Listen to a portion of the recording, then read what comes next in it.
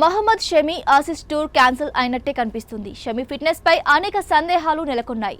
షమి ఇటీవల fitness test లో పాల్గొన్నప్పటికీ అతడు పూర్తి స్థాయి టెస్ట్ మ్యాచ్ ఫిట్నెస్ ను సాధించలేదని తెలుస్తోంది. ఈ పరిణామం భారత జట్టుకు ఆందోళన కలిగిస్తోంది. ముఖ్యంగా ఆస్ట్రేలియాతో జరిగే చివరి 2 టెస్టుల్లో అతడు అందుబాటులో ఉండకపోవచ్చని వార్తలొస్తున్నాయి. ఇటీవల షమి బెంగాల్ టీ20 జట్టుతో 4 ఓవర్లు బౌలింగ్ చేసినప్పుడు మోకాలి వాపు సమస్యను ఎదుర్కొన్నట్లు సమాచారం. కెప్టెన్ రోహిత్ శర్మ కూడా ఈ విషయంపై స్పందించారు. షమి మోకాలు వాపుతో ఇబ్బంది పడుతున్నాడని చెప్పాడు.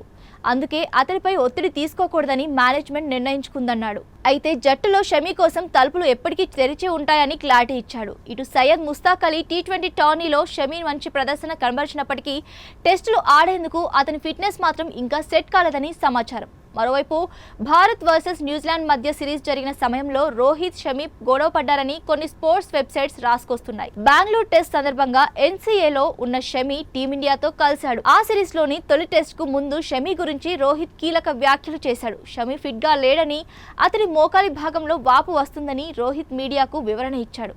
మరోవైపు షమి మాత్రం తాను పూర్తిగా ఫిట్ గా ఉన్నట్లు సోషల్ మీడియా వేదికగా ప్రకటించారు. ఇదే విషయమై రోహిత్ షమి మధ్య తీవ్ర వాగ్వాదం జరిగినట్లు సమాచారం.